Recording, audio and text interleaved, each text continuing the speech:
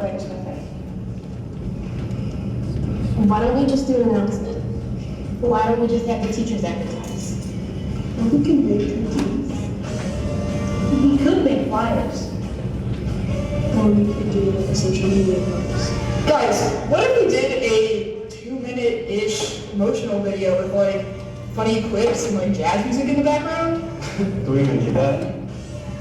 Excuse me, boys. I need you to come to the Writers Cafe. Thursday. What's the Writers Cafe?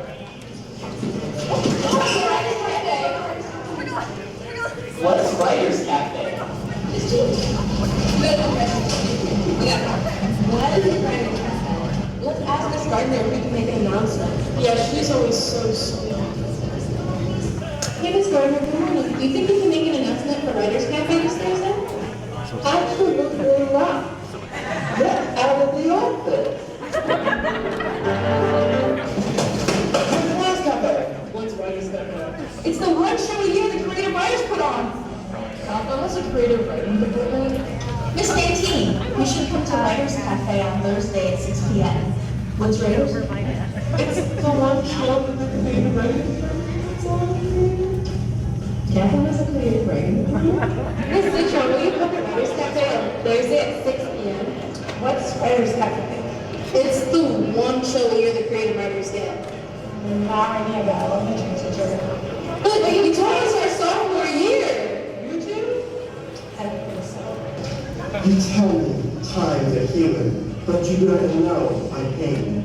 You think that as the years roll by, I'll somehow be okay. You see my smile, but not the times I cry upon his shoulders, or the grief of knowing I won't get to watch my child grow old. It's just days covered. Don't worry. What's Writers Cafe? Is that even on the schedule somewhere? Are you sure that's a show here? I don't think we have time to fit that in this year. Creative writing. Are you sure that it's like a major here at like Kappa? Kappa. There's creative writing major at Kappa. And what is Writers Cafe?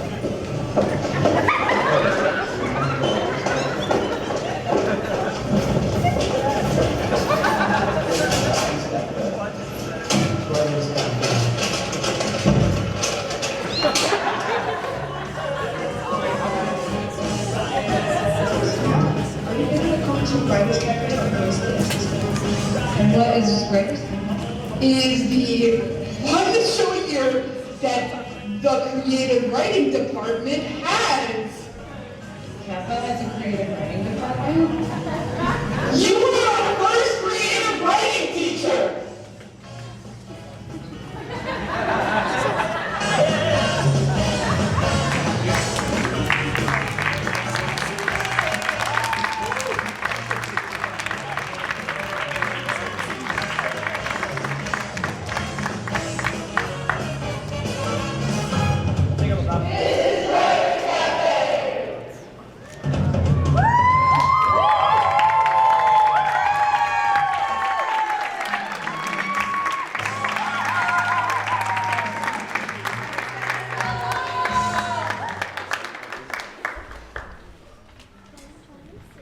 Okay, guys.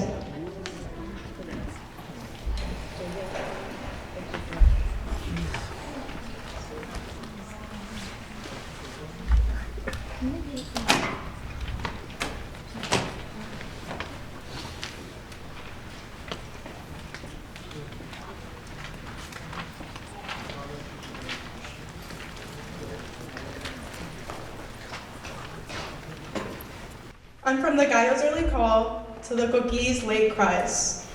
Long summers on an island, which meant beaches, abuelo's house, and quenepas. The tropical air smelling like the sky is about to tear.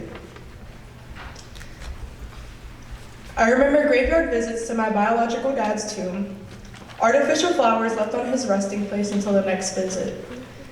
The grave sat on the surface, and I used his as my stage where I spun and danced in hopes he'd see it.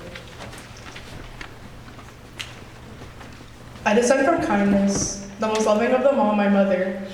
who worked hard to care for us, and even harder to provide. Passed around from neighbor to neighbor with cherished toys and Dora CDs packed in bags. She would make sure we ate every night, even if it meant leftover arroz and salchichas de lata. Our home always had sazon, adobo, homemade sofrito, and bachata on Sunday mornings to dance while we clean. I miss Nutella frappe runs on movie nights, buying pirated films to play on our box TV. Papi Cristian was on the other side of our charco, but he'd still find ways to support us. Even though we weren't his by blood, we were always on his mind. I'm from Carre Estelares for a Christmas with Titi Essie and my primitas. The bumpy roads full of muertos and curves, sharper than the old knives at home. We'd pass farm after farm with cattle, yelling vacas until we drove past.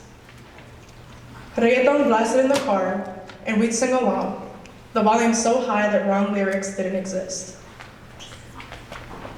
After arriving at her house and giving hugs, kisses, and bendiciones, what followed was comieron and tienen hambre, when a few weeks later, Dia de los Reyes was celebrated. We'd collect grass in the field next to our apartment and wake up to the floor covered in the greens from the shoebox and presents under the bed. I'm from the battle between these countries, the land of the free, the place where there is no kikiriki or coqui, where the graves sit below the dirt and kindness is rarely seen.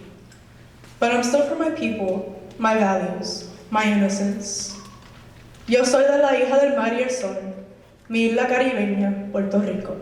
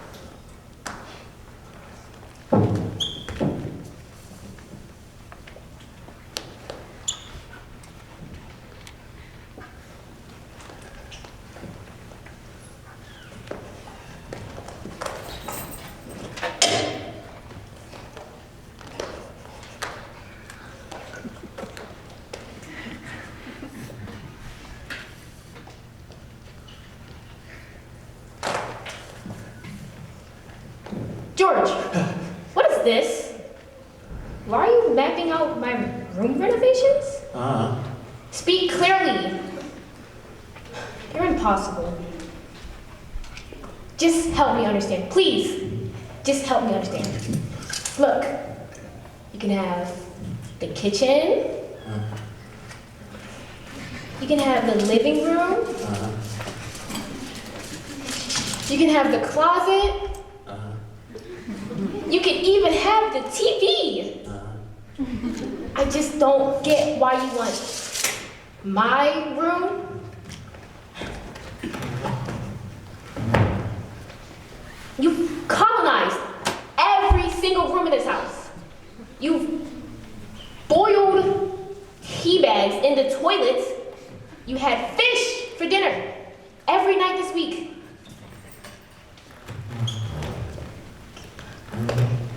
We barely spent time with each other. God, I don't remember how your voice sounds. I can't take this anymore. Do you still love me, or am I just a stupid distraction for your stupid SoundCloud career? I mean, we don't listen to the same music anymore. You woke me up blasting Ed Sheeran from the car speakers. I used to be able to read your mind, but like, I don't know anymore.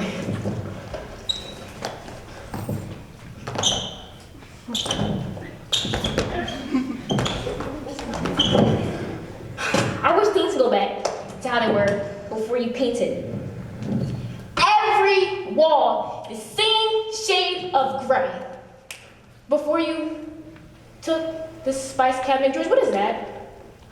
That's not an American flag. Oh my God, you're British? Oh, that's bloody ridiculous, Rebecca. Of course I'm not British. Why are you talking like that? Bollocks. I'm not talking like anything. What happened to you? What happened to your accent? Nothing happened, Rebecca. In fact, I'm happier than ever. How could you do this to me? The wedding for a few weeks. Rebecca, wait. We can work this out. I'll stop dipping my tea bags in toilet water. It'll be hard to break, but I can do it, Rebecca. Wait.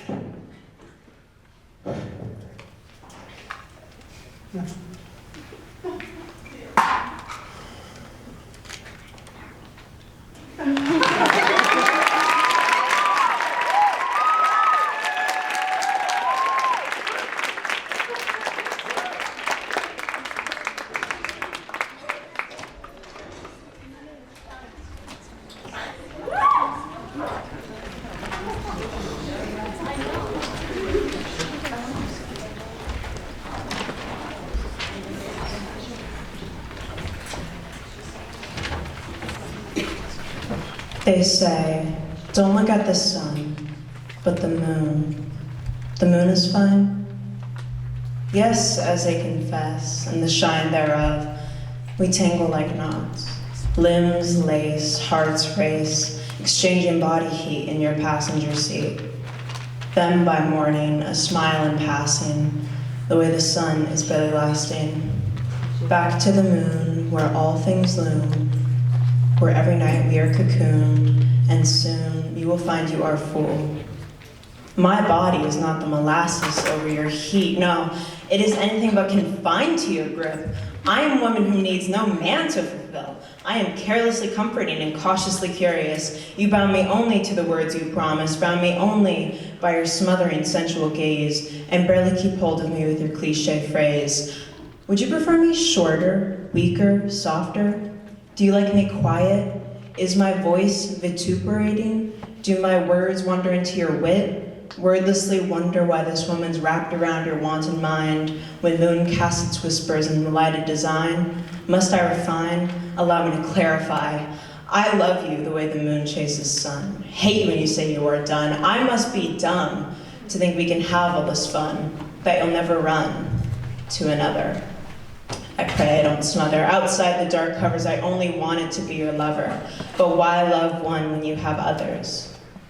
Why don't I hate you? I'm supposed to be effigy of strong will and what is due. So why instead am I looking to you? Maybe because, they say, don't look at the sun, it'll blind you. But the moon, if you are the moon, it'll come to find you.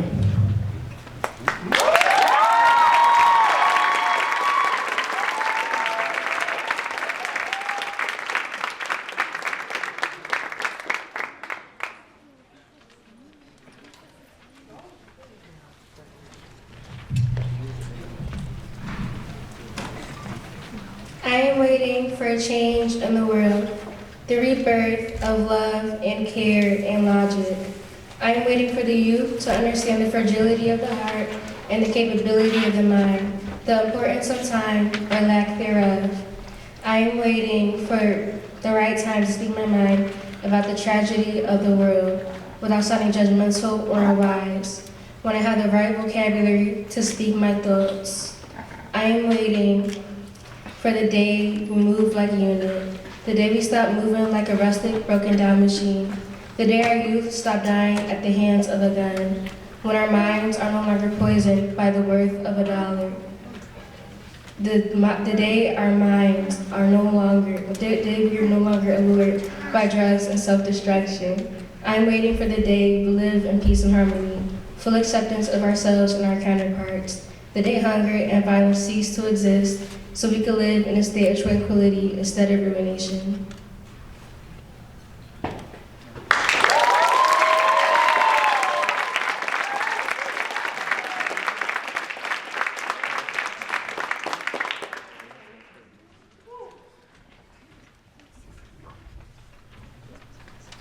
My legs separated from my body. They move on their own, slowly. I have no control over them. There's no point in sprinting if there's nowhere to go. There are many people like this across the street. I walk past students chasing out their buses. I don't warn them. Once the buses stop and the doors don't open, they'll understand. The heat consumed us. It followed us no matter where we went and bored away any water saved. Water was a luxury no one had. Those who gave up had on false hope that the trains would return. They laid on the ground, hoping to hear something beneath. Others threw fits of rage that relieved everyone else's. Some waited at bus stops, knowing full well the bus would ride right past them. There was an entire school waiting there. The way it worked was you spat in their mouth, they spat in yours, and you kept walking. I walked 1 mile, and I was calm, forgetting I ever lived without walking. I walked 2 miles, and I was happy my feet didn't hurt. I thought I could walk 1,000,000 miles until I collapsed. I walked 3 miles, and I was bored. My thoughts annoyed me. I walked 4 miles, and my thoughts were filled with junk, idly sitting, watching me walk. After 2 hours, I made it home, a place where I could relax, a place where I could complain. All that time will be remembered as a flash of infuriation. No one will talk about today tomorrow. I have no scars besides a tiny cut on my toe. Nothing people would care about. I had to pretend like it wasn't that bad because I had school tomorrow.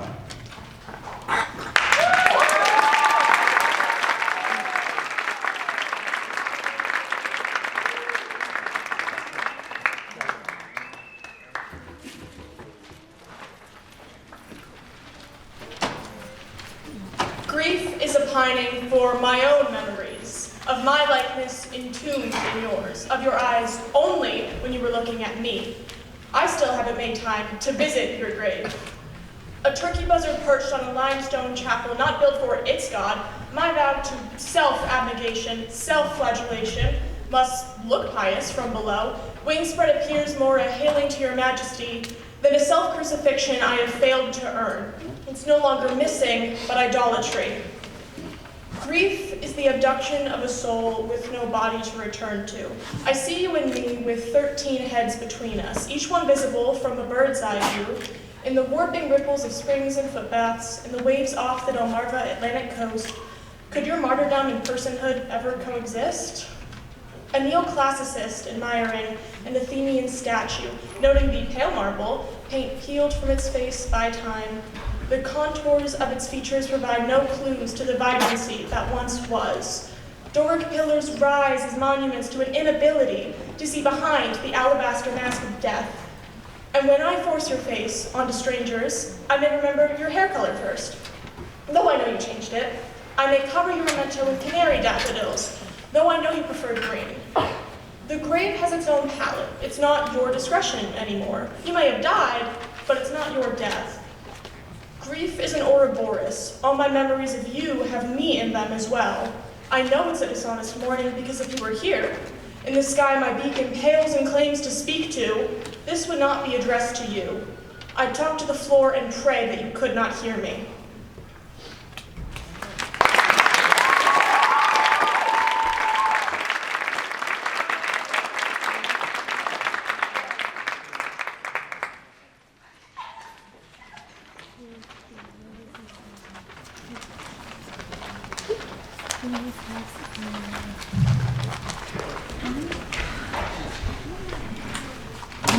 are not safe, and you are not exempt. You suffer with us, but you refuse to scream. You swear that this is all right, this is normal, this is good, as you lay on a broken operating table dissected by a rusting scalpel. They will not come for you. You aren't one of them. You're protected, you tell me, as you bleed out on sharp, biting rocks, the ocean howling by your side. You explain that you will be saved, that you are different, that you are a lighter and purer perfection, as you are thrown to the ground, spine shattering, revelations muted and swallowed back down.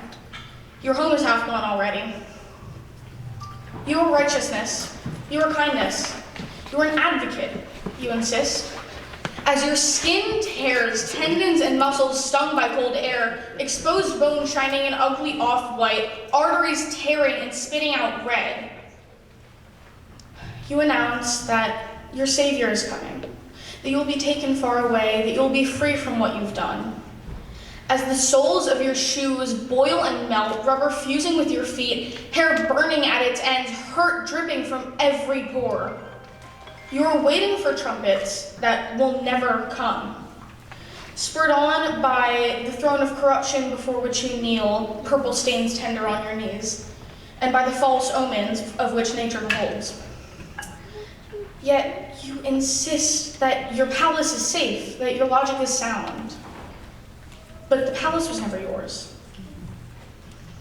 So, again, I will tell you that you are not safe, that you are not exempt, that you suffer with us, yet you refuse to scream. When will you scream?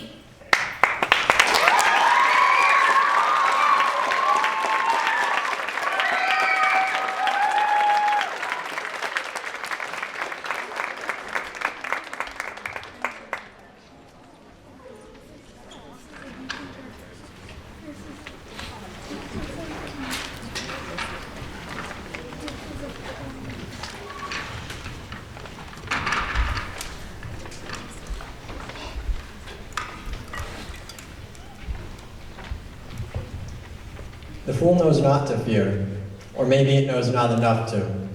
It doesn't heed to the companion dog's anxious yapping, or to the rose's thorn. The fool smiles under sun's scattered rays, pure and free, basking in the lifeblood of the earth that beats through the veins of all things living. It steps forward onto cool air, and it falls. The fool falls and falls until rope coils around its ankle, hissing with the friction, leaving the fool suspended, debilitated. It hangs for a short, long while, forced to submit to itself, to idle hands and stillness, to heavy leaden palms. After a few days of nothingness, no food, water, or vice in sight, the fool closes its eyes and shuts out Apollo's agenda as the moon slowly rises into sunlit sky. It speaks in subconscious tones, in eldritch tongues, but the fool does not fear in spite of how enticed. In fact, its heart remains open through pain and strife, because fear clouds the mind and the fool must not live foolishly. Even while wild things run rampant, its breath sits still as the sea. Even when death wanders near and the devil stalks silently, the fool does not fear. It does not fear anything because it does not value fear, calling it the antithesis of life, mankind's only failure. The fool values only the star and its hopeful smile, as it's the only sign of a power greater than ego or fear.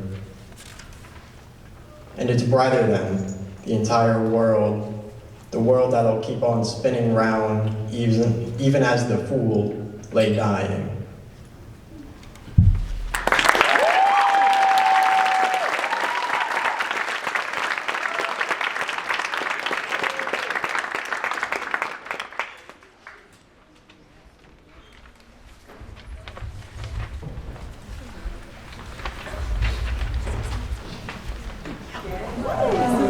Wonderful job, ladies. Thank you. It was our duty. Literally. So, are we just gonna keep floating around? I mean, do you know where we're going next? Don't we deserve a break? A chance to rebuild for ourselves? Okay, but we can't just drift. That's a bit rude. We're not drifting. We don't even have a map. Have you no faith? You know what I mean. Do I? We need structure. We have structure. We need time to relax, to rebuild ourselves. Oh, wow. You're fighting. We're fine.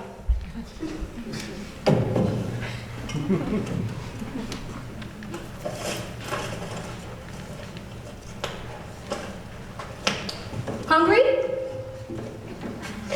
That should be for emergencies. This is an emergency. I'm starving.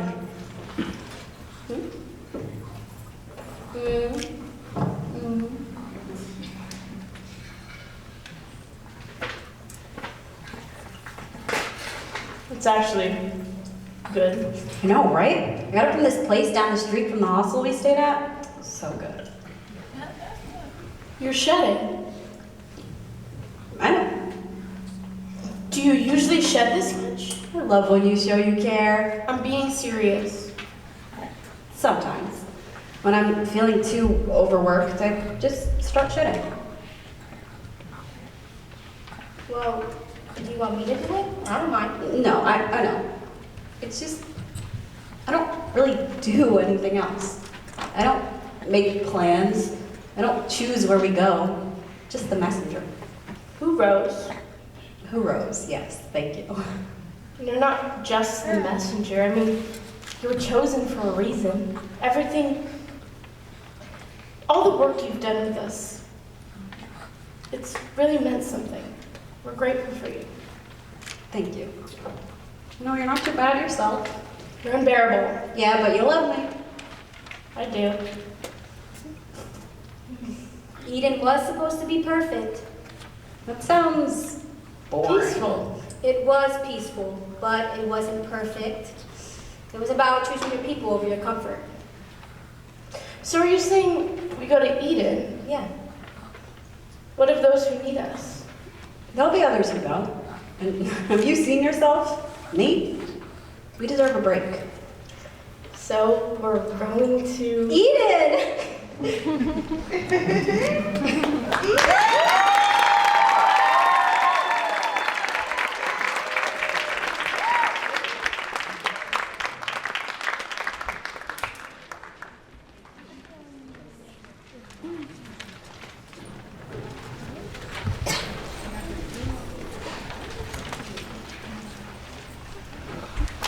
The city is cyclic and serpentine, a leviathan encasing the Children's Hospital of Philadelphia.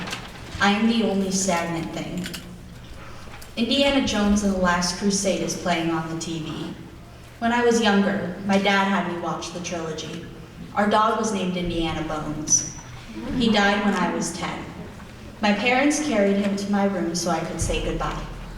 I held his small body in my arms, the mass that sapped his life like a peach pit in his stomach. He smelled like sugar-rotten meat, chlorine, and broken wires. That same stench hung across the emergency room, and I could feel Indy lying across my legs through the polyester blanket. I tried to run when they told me I was dying. Curled into a cabinet, armed with a stool, I cursed and threatened to bite any nurse who would touch me. Stacking my bones on each other, I stared out the window. If I could get past the man guarding me, peel the socks off my feet to grip the tiled floor and crumple the crash door, I would make it to freedom. Their reason had no effect. Death was unknown to me.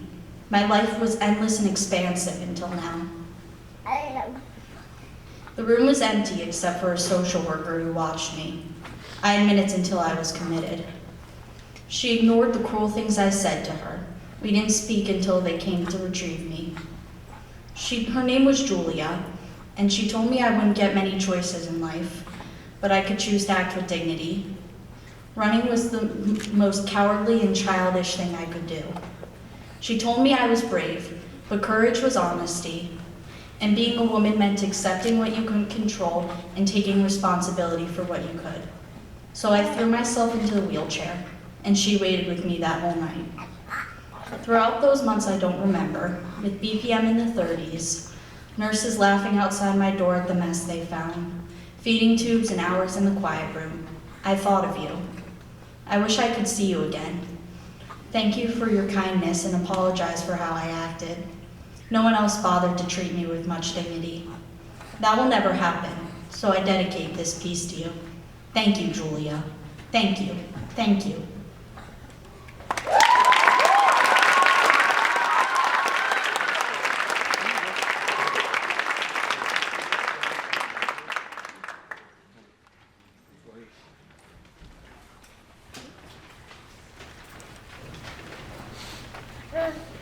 My Nana rubs my back sometimes.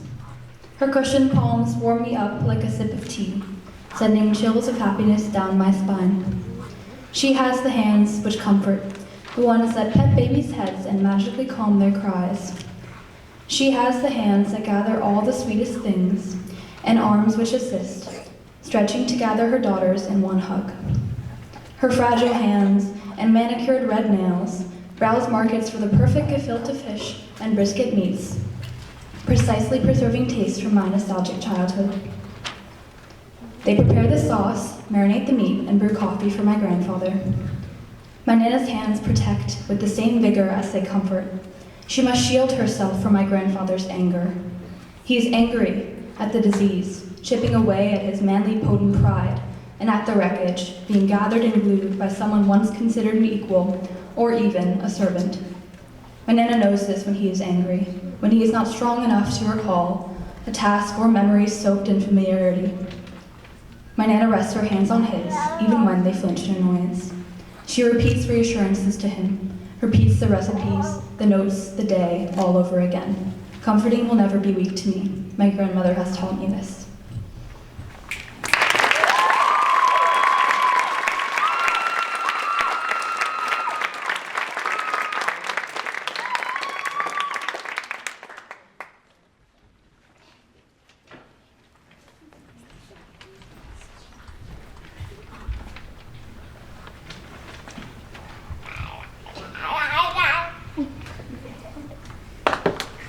America, let me speak to you.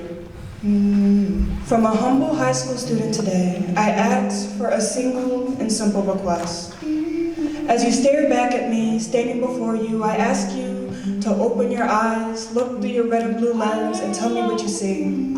Is it all still in black and white? Do you see the red glare and the flashing blue rings, your loyalty to the authority that sits on high, as we drown on the ground, forced to endure the weight of white supremacy bearing on our necks, losing all we've ever known, perceive, and trust, as the nation's pale hands join together in thoughts, but never my prayers yet again. Tell me, are your glasses still on? Do you see what I see?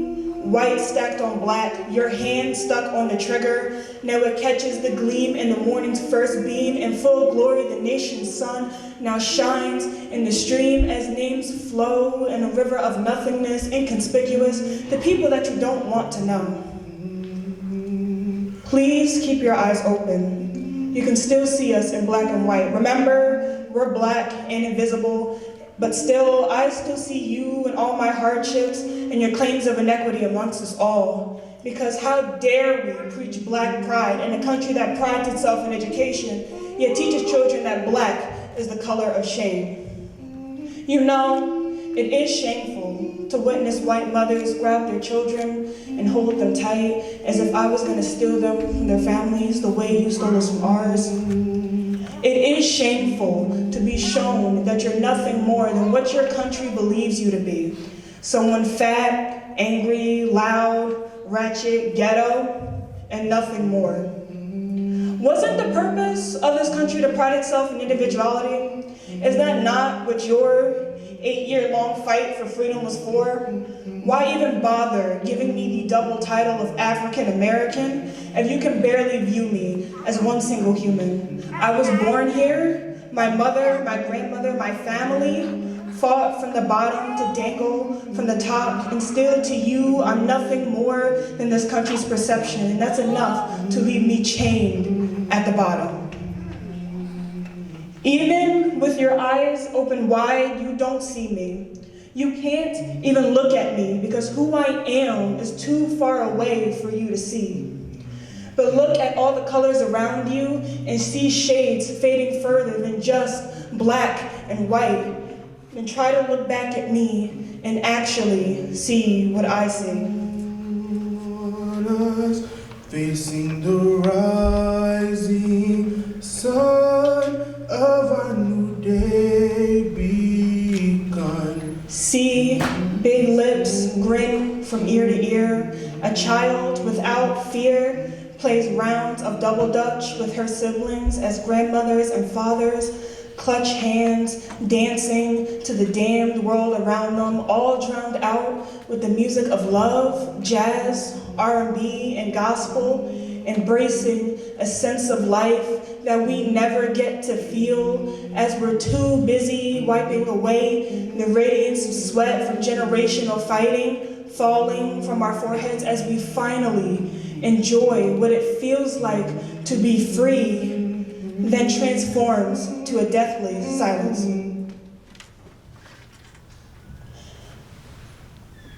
The type of silence that any American can see and think and pray about.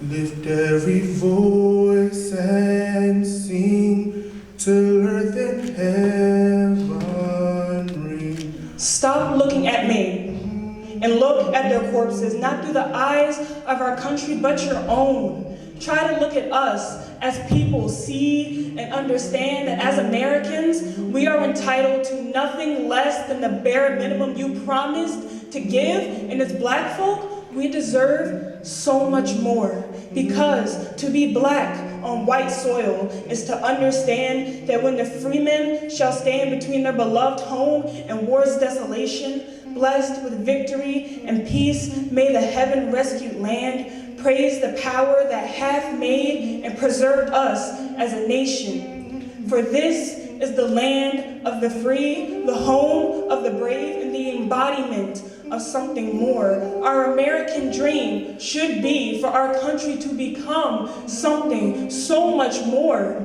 Because united, you cannot continue to view us all in simply black and white when we all breathe and bleed red, white, and blue.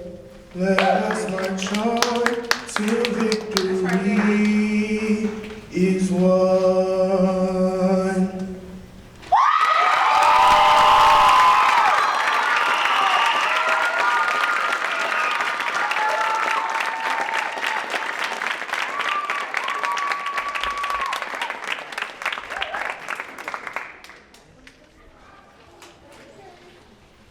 My family whispers soft bendiciones y Dios te bendigas, with gentle kisses on warm foreheads, a blessing from God only my grandmother can give. Her voice carries a worn sound that holds years of devotion, of churches and pews, the smell of holy water and Eucharist. Her light passes through stained glass held up by the pillars of faith. And in her worst moments, she turns to Jesus, who will cure her aches and melt her pain.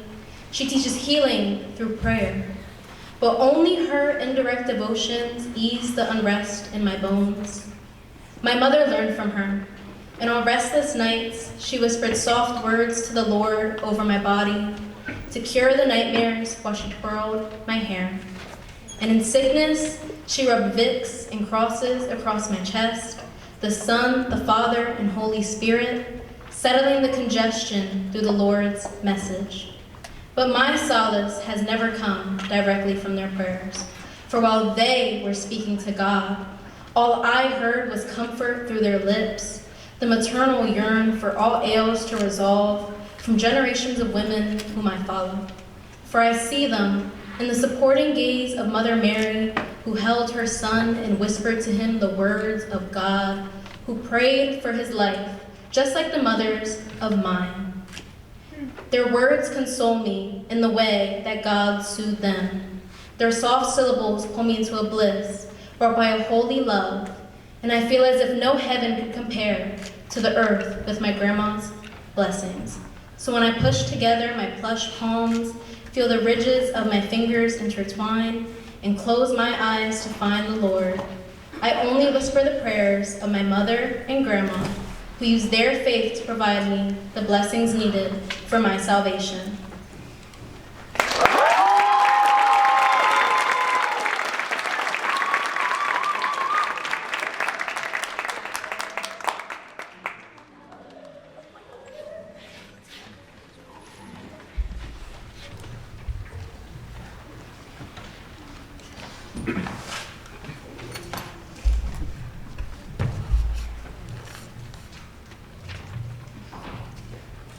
This is a rich kid sport, but only if done right. I joined the Fencing Academy of Philadelphia's West Philly location, or FAP Central, when I was 10, and never once have they done anything right. Located in what used to be a rave house that used to be a water processing plant, the place was like a nuclear fallout shelter. The rave house left graffiti walls, and the water processing plant left holes and caulking that continuously failed to keep out the pot smoke from the makeshift recording studio on the other side of the wall. FAP was founded in the 80s by a horribly eccentric man who insists he's referred to exclusively as Maestro. I got zero clue how old Maestro actually is, but according to my older brother's high school teacher who fenced in the 90s, the dude was still old then. He's one of those mustachioed old men who still does push-ups regularly, daily even, yet insists on telling us about his kidney stones. Tell us stories about how, back in his day, they didn't have electric fencing machines to keep track of score. So instead, points were determined by whether or not you bled. So if you couldn't tell the guy's a nut, one moment would be keep making us like work out to Australian dance songs. Next he'd be like beating us over the helmet with a sword and shaming us into push-ups if you're parrying too hard! Or I put on dance music for a reason, now move your feet! He called that the FAP shuffle, said that if we did that at the discotheque we could score a girl. I absolutely hated Maestro's classes, and to be fair, I think that opinion was perfectly valid. I laugh at him now, but Jesus Christ, that man was terrifying. Yet I stuck with this dude for like 6 years. Hell, he wasn't even a good fencing coach, but in those 6 years, I don't think I ever improved. Should I have left? Yes, absolutely yes. But it's like 5 minutes from my house. Hell, we're the only public fencing club in Philly. And according to a faded yellow polyester banner in FAP Central's back room, we produced a world champion in 2006. Maestro eventually ditched FAP Central to focus on the suburban location with working equipment and actual air conditioning.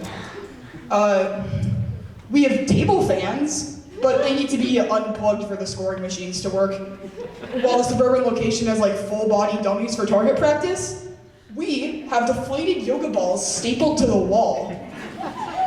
There's 7 scoring machines, and on a good day, 6 of them can be working. When Maestro left, I started taking lessons with Coach Jim. Jim was an autistic Twitch streamer from Texas with a gambling addiction who got kicked out of the military for breaking his knee. When my mom tried to order me a new sword for Hanukkah one year, he informed her that she couldn't Venmo him the money, as he had been banned from every money-lending app.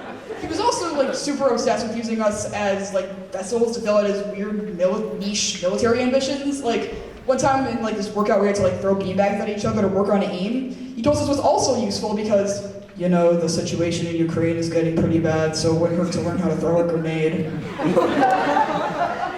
Crazy as Jim was, he was the best coach in the world. At least for me. He empathized with my mental issues because he was allegedly an ex-pyromaniac who figured out how to outgrow ADHD. He also had his own fencing trauma, as his first coach was a world-renowned salsa dancer who would beat him in the shins until his bones chipped. Texas, am I right?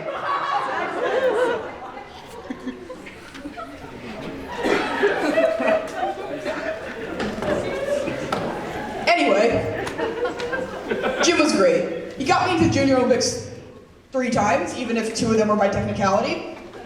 Every Friday he bought us pizza, and when a fight over a slice led me to a concussion, he stole a banana from another coach to give to me while I waited for my dad to pick me up. He was nice, but like, all things must come to an end, I guess, because 2 years into his reign, Jim went under investigation by USA Fencing for some reason, and had to quit. In his absence, he helps another demon, Angron. Angron was the world's most French man outside of France. He also whacked me over the head, as one does. In addition to telling me I use ADHD as an excuse not to focus. One time we didn't understand his instructions. He told us, "You all are so stupid, I am going to cut myself, okay? You will be watching the news, and it will say, fencing coach cuts himself because the students are too stupid. Do you understand? I am going to kill myself, and I will haunt you for the rest of your life because you could not do this drill. Do you want that? Do you understand?" There's a million more stories I could tell about Angron, like how when one of my teammates transitioned and started testosterone, he started calling him the Almighty, because now, if you slap my face, boom, there is no more face. But mostly he was just an ass. Didn't even show up to my Junior Olympics tournament, and called me Stars Align because I was so afraid of him, that's the only time I started showing up to lessons, when the stars aligned. My friends hated him too. I guess threatening suicide isn't really the best teaching method. They all left, and then I left, and then Angron got fired for God knows what.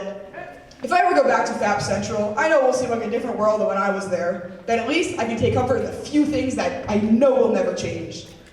The weed smoke, the polyester banners, and the unforgettable feeling of wearing a thick uniform in the middle of summer in a hole-in-the-wall building without air conditioning. Thank you.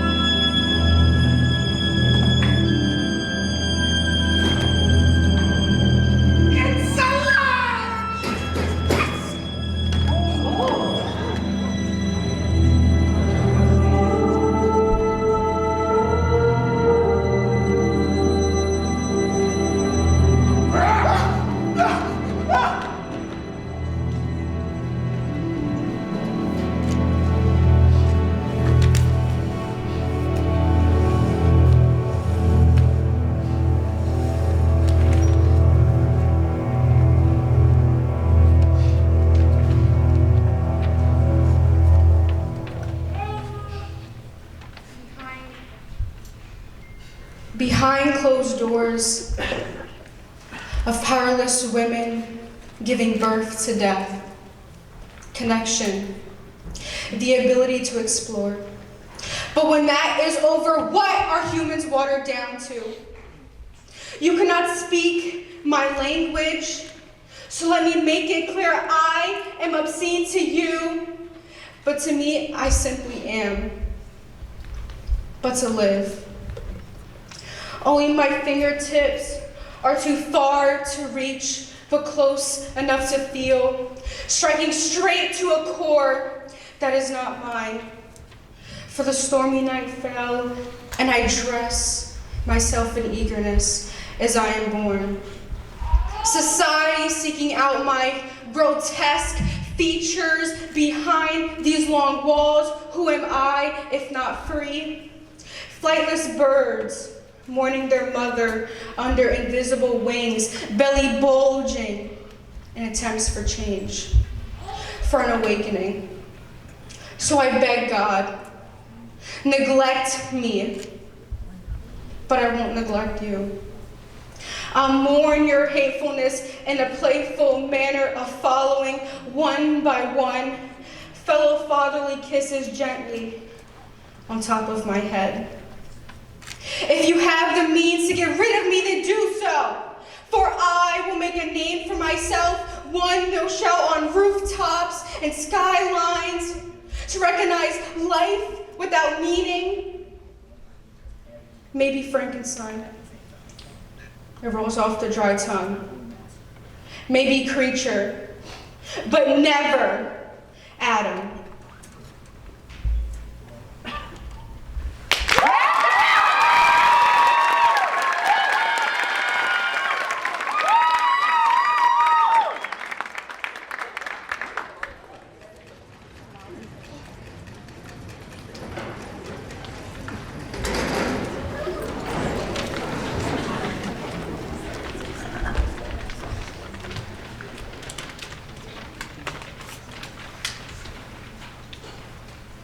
Two bodies, one line, a guiding string becomes rope that binds. Weightless, taunting, like the grin of the Cheshire, my smile nestled under rib frame pressure. I am lifelined by your white-knuckled grasp. You are anchored to me by white-raised flag.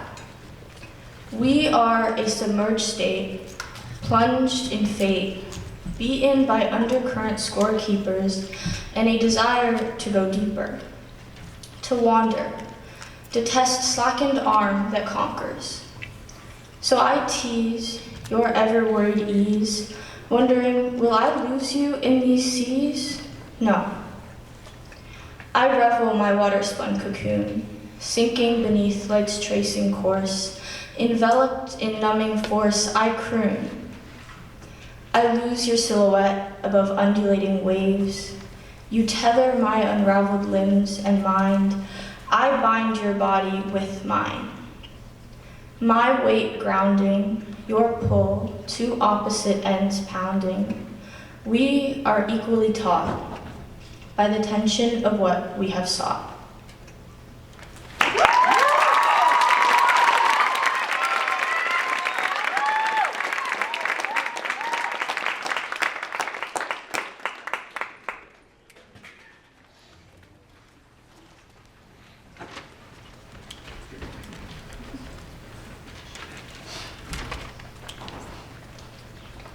I hate this. I hate the feeling of compulsion I'm riddled with. Why would you text me on a random Thursday in July? Has the summer sweat sunk into your skull? Did it disrupt your brainwaves? I need to calm down. I know once I reply, the white flag will be raised. Obviously, I don't wish to raise my hands and surrender, but was there ever a choice in the matter? At the mention of your name, my mind and heart halt. I dissolve at the sound of your voice crumbling into specks of dust, praying not to slip between your fingertips, begging to get stuck in the fibers of your hair. Inhaled, perhaps, though that seems to be a luxury you could never grace me. Would it truly be too blunt to say I want to be yours forever? I stare back at the pleas across my phone's cracked surface, the only testament to the pitiable ache in my chest. I can't send you that. I could never send you any of that. I can confess my earnest desire for our souls to mingle, for us to become intertwined, for you to hold me and consume me in my entirety. So, instead, I'll move my thumb across the screen on this random Thursday night in July, just to text you back. Hey.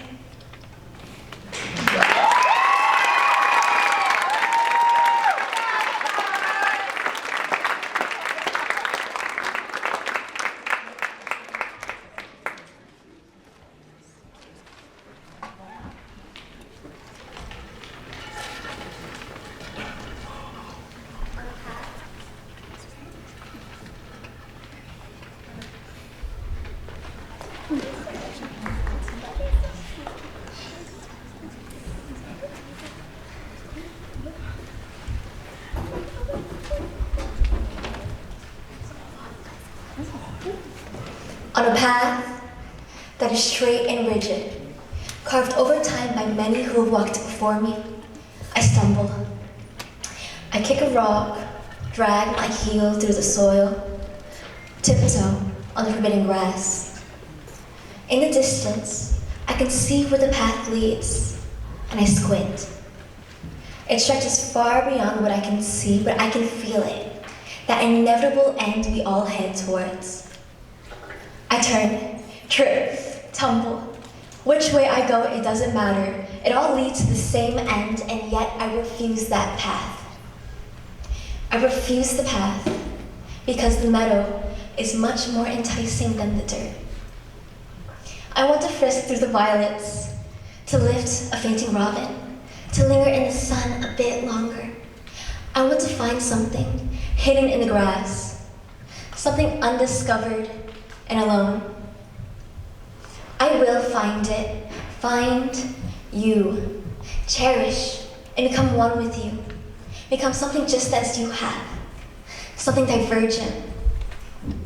We can fight or hold hands, run or dawdle, accept our fate or flee, but together we will love as we head towards that final destination.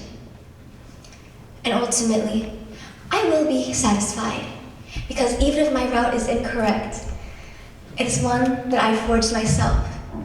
It's one that has allowed me time for pleasure. And it's what led me to you, no matter what form it is that I find you in. Together, we'll push through the flora, beneath the soaring birds, towards the setting sun, and join everyone else happy.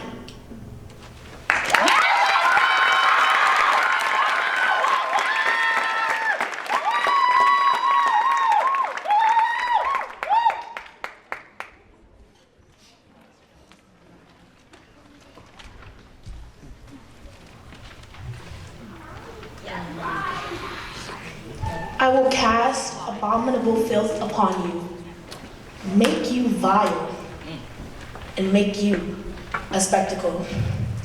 Book of Nahum, chapter 3, verse 6. We are born into a theater without walls, and someone else holds the strings. Before we know our names, we are framed, swaddled in expectation, measured against invisible rulers, taught the sacred art of being seen without ever being fully known. The crowd is everywhere now. It hums in pockets, it breathes through cables, blinks in the dark like an audience of frantic, sleep-deprived eyes. Silence is suspicious. Stillness is failure. Ophthalmophobia. To be a spectacle is to feel your insides rearrange under the weight of observation. Your laughter grows careful. Your grief grows articulate. Even your breakdown must be legible, and you split. Oneself performs polished bones, smiling through rehearsed fatigue, curating your wounds into something aesthetic. The other self hides within the basement of your ribs, raw and unmarketable, repeating its mantra. Am I allowed? Am I allowed to exist if none of you clap?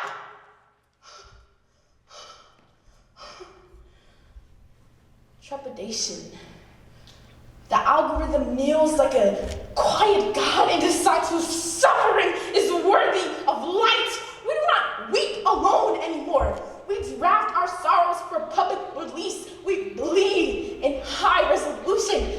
And so I repeat to you today, audience, am I allowed to exist if none of you clap? I'll clap.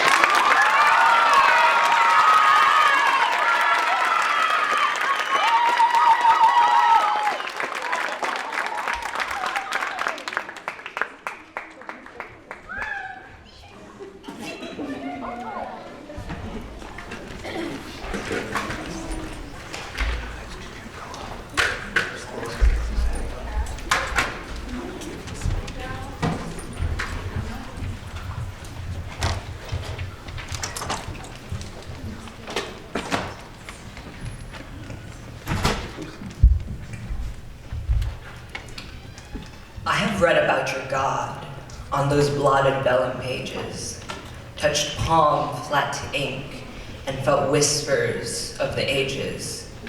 Yet I must have missed the night the crypt burst open in holy light, for nowhere in that hallowed chamber did I find his robes of white.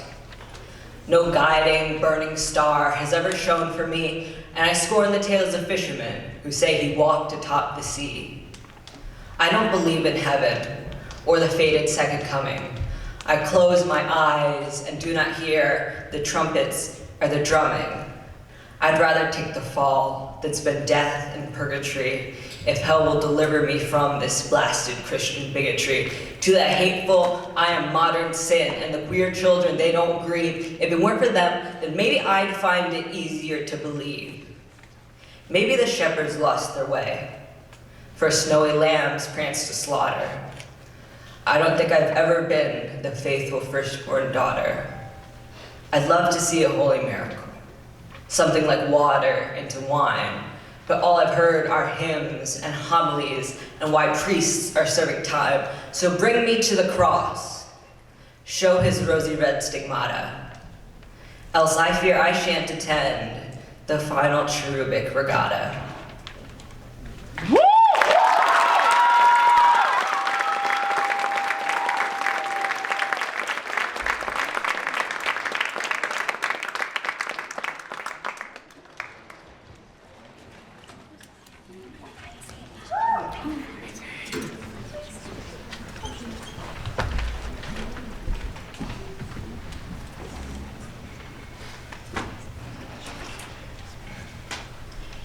John made the fire like a Boy Scout, with good intentions and extra water just in case. It's about as dangerous as a birthday candle. Sometimes the cadets whisper that he likes fire a little too much. It pisses him off. John doesn't like fire. He loves it. They talk about him as if he's a child, with slight pyromaniac tendencies, as if it's a quirk. They have no respect. They try to stifle their smiles. Abe shuffles forward in his fireproof gear. Maybe we should do this another time. Maybe when it hasn't just rained. They think he's incompetent. He'd like to see them set a fire to the muddy grass without gasoline. He'd like to see them orchestrate blazes of epic proportion. Abe, it's spreading. Just wait for the show to start.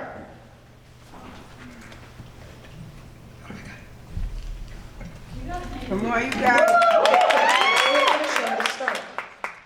The cadets exchange looks. John folds his arms. Someone mutters something about idiots and fire. Pyromaniacally? John's a genius, but nobody appreciates his field of expertise. He almost wishes they knew. Mediocrity is such a drag. With fire, he's impressive. He's creating warmth instead of drowning it.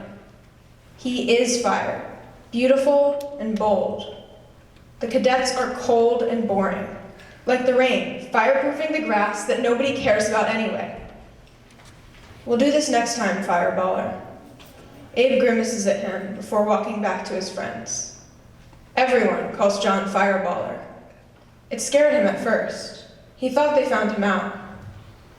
He later learned it was a sarcastic nickname, making fun of his love of fire and his general incompetence at everything.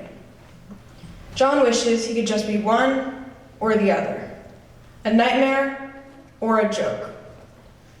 They don't fear him enough to respect him, but he's too unnerving to be liked. He inhales the damp air. All right, everyone, we're heading back. This exercise will take place on a drier day. None of the cadets even try to hide their irritation as they climb into the truck. The spluttering flame on the grass is forgotten, insignificant enough to die on its own. John is pathetic. He used to be good. When he became a firefighter, he thought his previous expertise would be helpful. Unfortunately, most of the fires now are accidental. Overzealous campfires and gas leaks. The people of this town are bored and chilly. They long for the glory days. John is sure of it. He can bring them warmth and delight.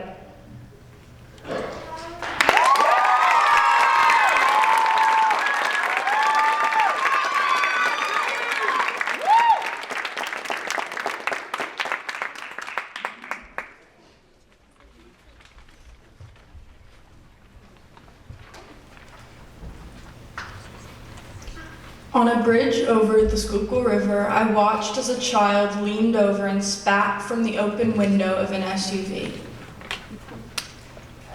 I am the luckiest girl in the world, like a bird trapped in the rafters at the Home Depot, like someone struck by lightning.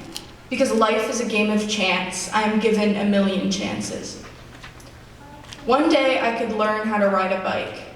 Take myself out on a date by the water, shuck the couple of my knees open, and say I did something with an afternoon. One day I might hold a baby that tore itself out of me, wet and hot, hollering the only obscenity it knows. One day I will die.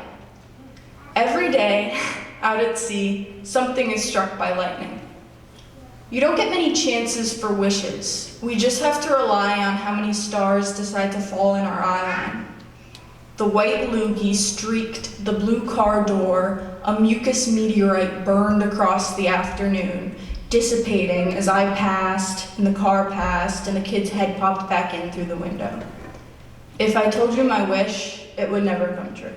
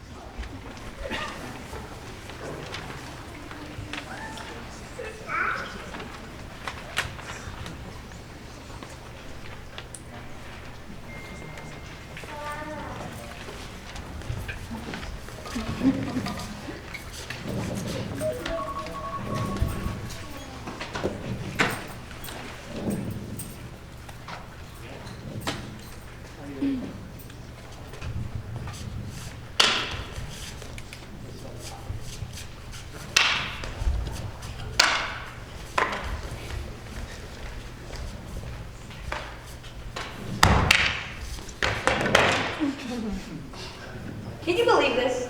Shakespeare published another play. He's so unoriginal. This is spicy. I don't understand why he keeps reading. It's so repetitive. Not like this, though. This is a classic. I've already read it 4 times. can't stand you guys. Clearly, you can't understand his profoundness. His syntax is lost. Yeah, you don't even understand. Shut up, William! Edmund, you're just petty because you aren't as dreamy as Jacob. I mean, sometimes Shakespeare's like confusing, you know? Nicola, you can't critique anything your brain can't comprehend. I can comprehend that you have a dumb face. Not to agree with Edmund or anything, but you can't read. Whoa, wait, I can read. Right in? Where?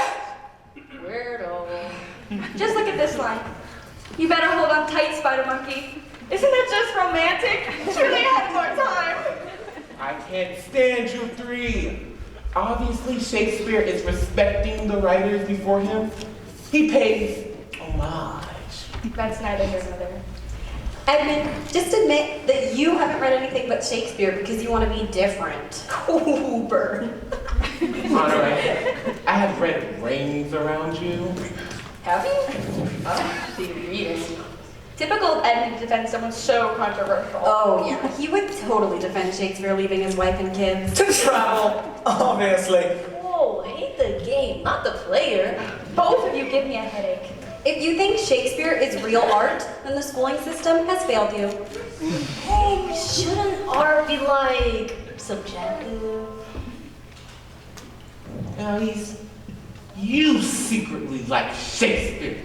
Admit it. What? Why would I ever? Then why do you even have a copy of Romeo and Juliet? Admit it!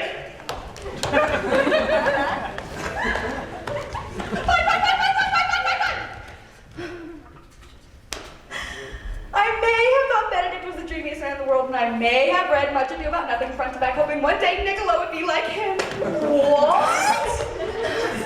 Oh, did you hear that? It's crazy. Fine. I see how it is. Me and my werewolf Prince Jacob will be leaving. Are you happy now, Edmund? I am going to kill him! Dude, you're like really familiar. To be or not to be, that is the question. Dude, that was like wise. You should be a writer.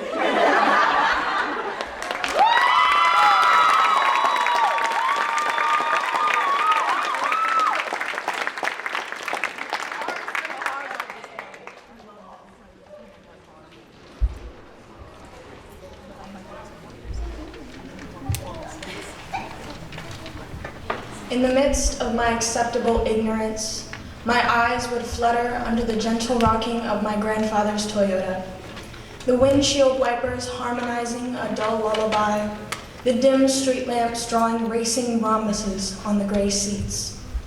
That morning, my mother dressed me in something I hated. She told me to smile with my eyes, and as a reward, Taco Bell. Picture day was over. Yet I couldn't have imagined that years from then I would be tempted to deny my own eyes and ears. On my feed, a scattered headline connects Lifetouch, the nation's school photography company, to the infamous island. Sinister leaders scanning through the portraits, licking their snouts page after page. We are not angry enough. Detail after redacted, devilish detail. Millions and millions of pages, thousands and thousands of a multinational and multi-generational ring of breeding and consumption. Yet those with the privilege of comfort turn away at the first hint of nausea to the grotesque pictures and emails. They build shells and self-preservation and apathy, allowing rampant crimes and remaining power. Victims and rioters plead for punishment while they clamp their ears tight and scream over us about war. See no evil, hear no evil. Perpetrators continue escape, for the people's clutches are not united, not fat enough to truly corner and catch men with nuclear bombs and Gestapo forces. We are not angry enough? No. We're lost on where to put the anger.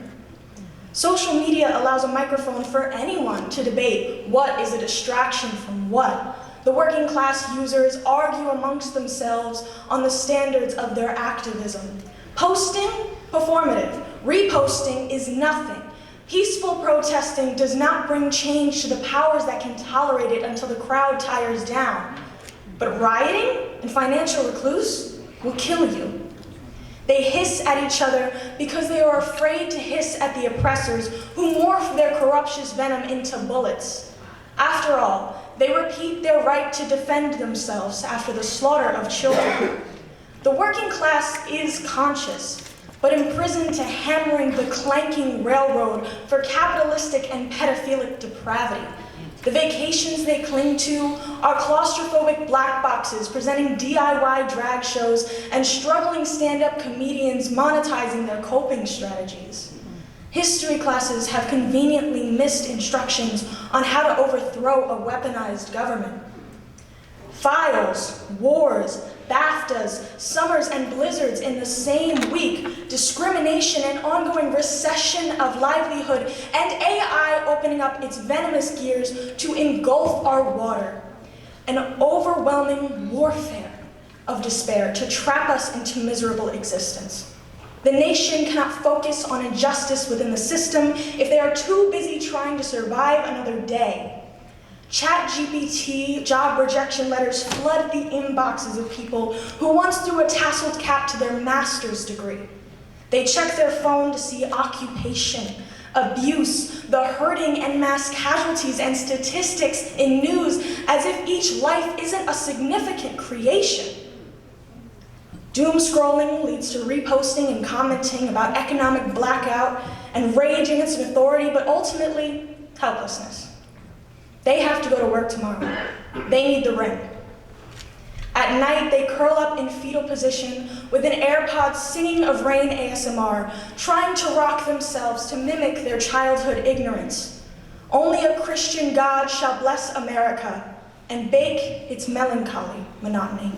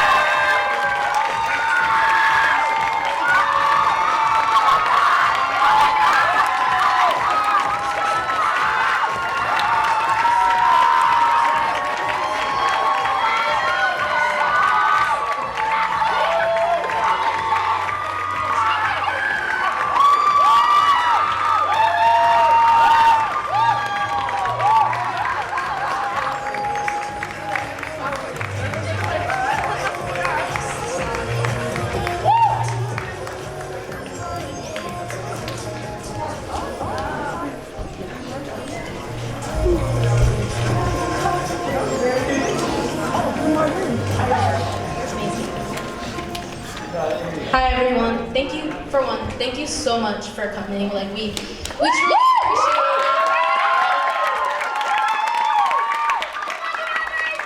I hope you all had an amazing time. So I just want to start. All the teachers who are still in the house, if we call your name, would you mind coming to stage? Thank you so much.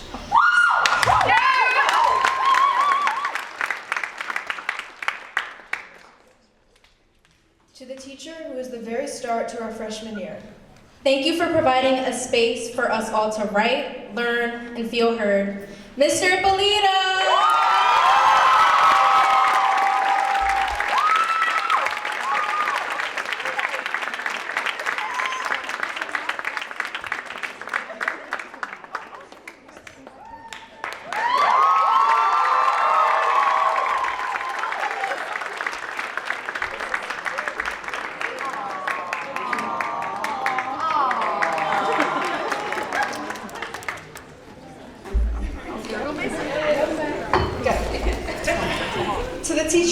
through freshman year, I told everyone I'd be your senior resident, and here I am.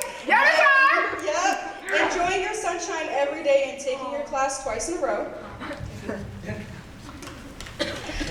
And yet your class still teaches me more about writing every day, which makes you the bringer of bliss. Everyone, please thank Miss Hart.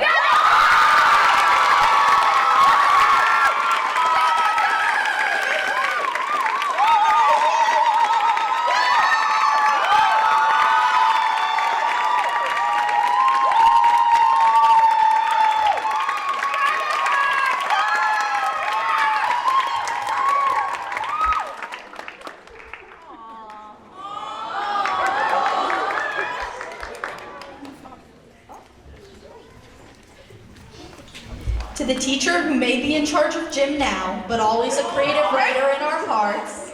She cares for us like no other. Please welcome Miss Citron.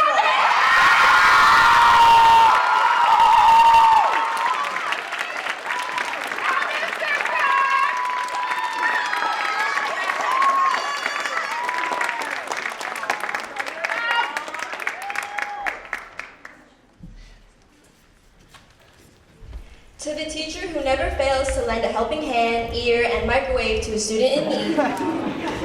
Or the teacher that continues to take care of her students and makes her classroom a safe space for writers to ask advice for not writing. The one and only beautiful, amazing Michelle!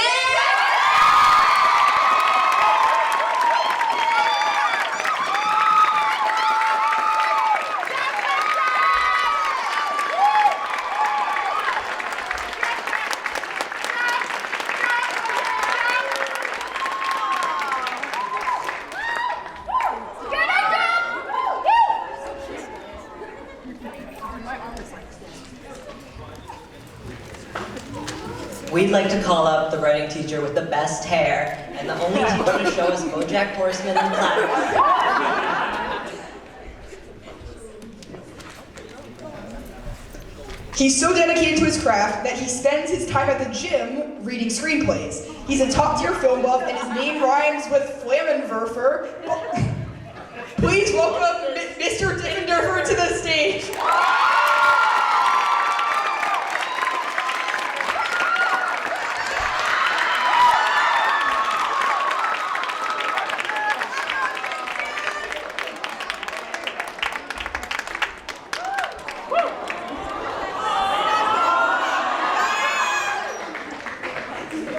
To the teacher who has a strong fascination with the Brothers Karamazov that he made it the writer's textbook, thank you for your bizarre prompts like the metaphorical mouse that didn't turn the corner. And thank you for never making me feel like me being slow made me a difficult student. And thank you for being patient with all of us. Welcome to the stage, Mr. Duval.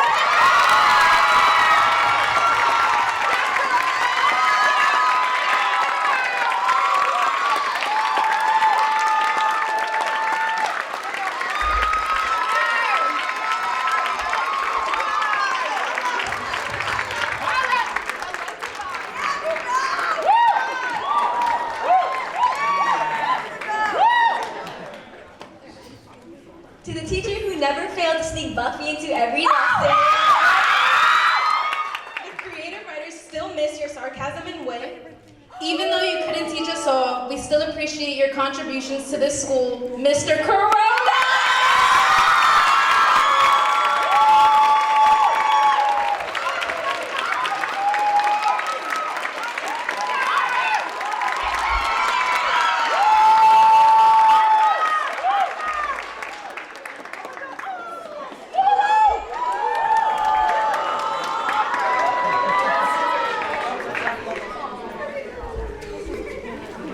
And finally, to the teacher who made this all possible, the one who taught us how to perform, to be confident on stage. To the teacher who allowed this show to be possible and allow what it is and listen to us through some annoying efforts, even if we lost our memorization, our due dates, or add last-minute critiques. She listened and she inspired. Thank you, Miss Cravity.